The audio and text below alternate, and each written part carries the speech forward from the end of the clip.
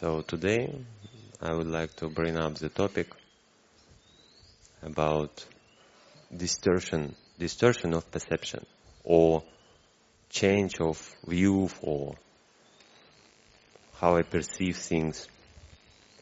So normally in the science or in psychology, they call distortion of perception the things, for example, if I see you and I perceive as like thousands of people sitting in front of me, So it's a distortion of perception. So I perceive things not as they really are. Or I see, for example, Buddha Rupa, and I perceive it as a Krishna statue or like Shiva statue or something big. So then again, I see things not according to reality. And they call it mental disease, because this person cannot really function properly in society. It's very difficult for him to engage and interact with other people, because his reality is different from other people's reality. So it's interesting what Buddha speak about distortion of perception, or what the sutta speak about. And I want to bring up our attention to the sutta from Aṅguttara Nikāya 4.49, vipallāsa sutta. Vipallāsa, it's a Pali word for distortion, or something what upside down, totally opposite. And he speaks that there are four kinds of distortion of perception.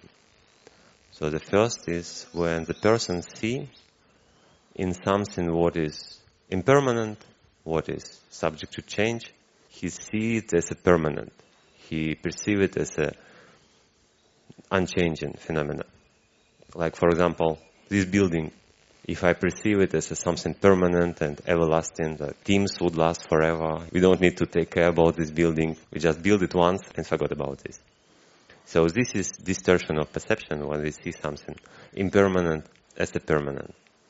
Then next one, when the person sees something what is have a nature of suffering or dissatisfaction, cannot bring full satisfaction, he sees it as a happiness, satisfactory.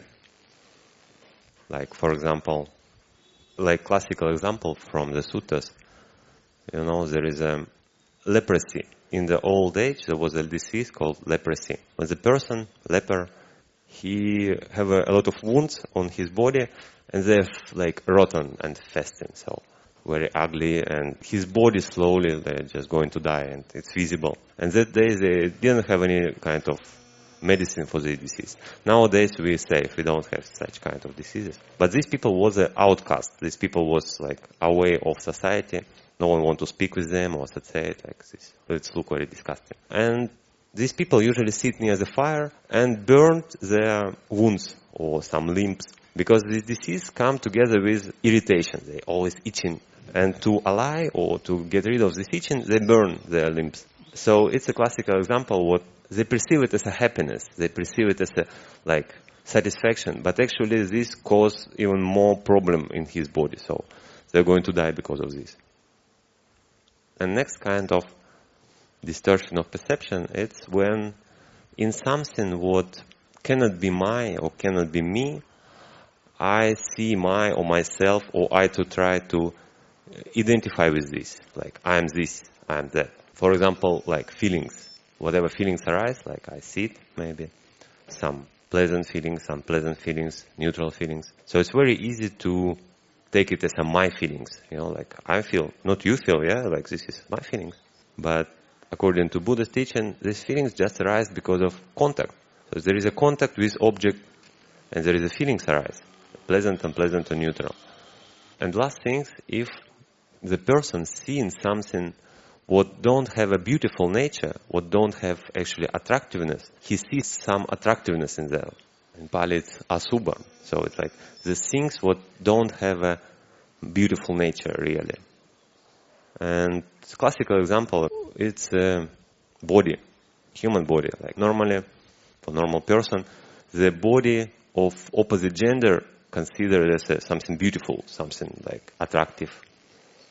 But is it so really? Like when we see this body part by part, like separately, like hairs or like skin, teeth, are they attractive, this separate part?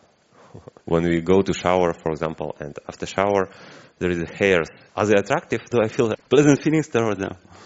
If they're my hairs, okay, maybe I can tolerate. But if it's someone else, disgusting, Or teeth, like when they removed my tooth, it was white tooth, very nice, but with blood and like separate. I cannot feel attraction towards this tooth, But when it's on the person, like nice smile, white teeth, and nice hair, it can be attractive. So this attractiveness usually comes from hormones, from some chemistry, from some even instinct. But by itself, this object, there's nothing attractive there.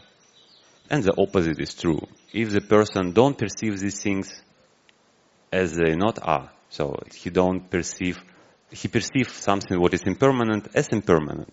He perceives something what is like have a dukkha, have a dissatisfactory in this nature. He perceives it as this, and he not identify himself with anything what shouldn't be identified.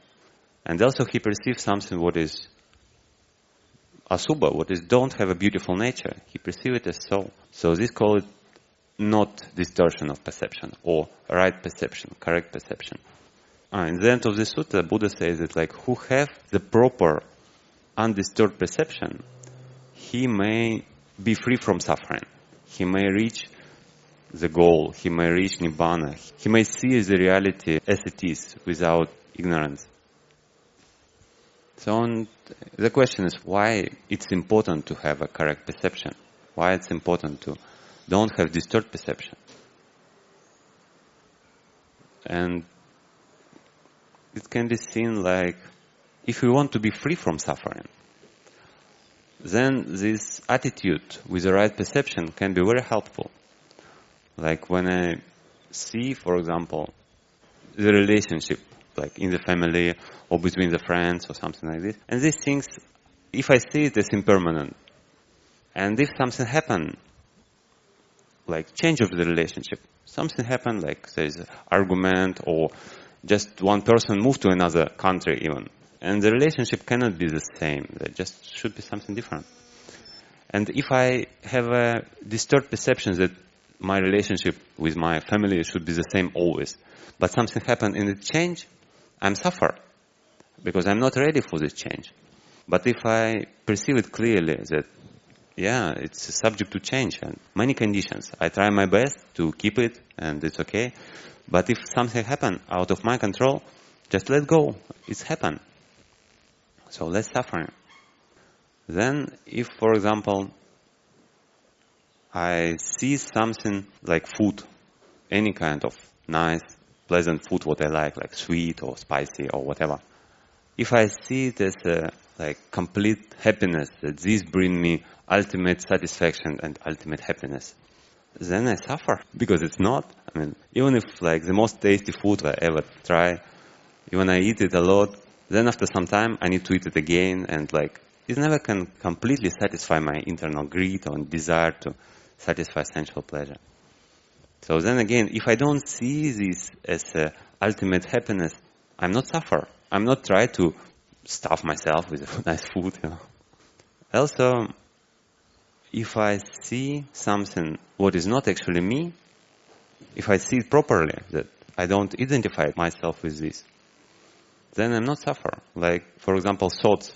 Whatever in our mind, the ideas or thoughts arise, if I take it as a my or I, and if, for example, I'm a good person, I'm trying to develop myself. I try to be virtuous, to do some dana, keep some sila, like follow some Buddha's advice. And suddenly, some thoughts arise in my mind, bad thoughts, some what consider like unsuitable. And if I identify with this, I'm suffer like, how in my mind, in my pure mind, can arise these bad thoughts? Like, how it's possible? Like, but if I see with proper attitude that thoughts just arise and pass away, just for some condition, just come, it's there, then it's go, then I take it easy. Then my mind is like, it's a mind. Whatever may come, it just go. If I not feed it, if I not give entertainment to it, it's again doesn't mean that we need to allow any thoughts in our mind. There are technique how to develop proper thoughts, how to get rid of or abandon improper thoughts. But again, like if it's happened, it just happened. It just come and go. And also with body, if I perceive body or anything else, something as a beautiful and attractive. What really don't have this nature. I'm suffer. Because like maybe young age, you just like start of marriage, you see your attractive bodies, like very good, we enjoy each other. But after some time you see some unattractive part of this life. Surely it's come when people live together. And then if you're not ready for this, if you think, oh, this body is always beautiful, always attractive, you suffer. But if you see it as a just body, suffering will be less. And very interesting. How we may do it? Like, in theory it's nice. But how we may apply it to our practice? It's the most difficult part, I think. But also, just be present. Just be aware in our daily life. Watch whatever happening, like while we're walking, while we're sitting, while we're driving our cars, while we like eating maybe, like washing something after food. And while all these processes, try to see where your mind try to identify with something, or try to see something as a permanent, or try to see something as a very beautiful, or bring something ultimate happiness. When I eat, when I enjoy something, just to watch it. Yeah, you continue eating. There's nothing wrong to eat good food, healthy food, but don't be attached to it. And whenever I attach, just see, because the teachers say, just watching it, it's already very serious step. It's already good enough to just watch it always. Then with this watching, sooner or later some insight will come by itself. That, why I need to suffer if I cannot suffer? So I wish all of us to really have a proper perception, don't have a disturbed perception, and finally be free from suffering.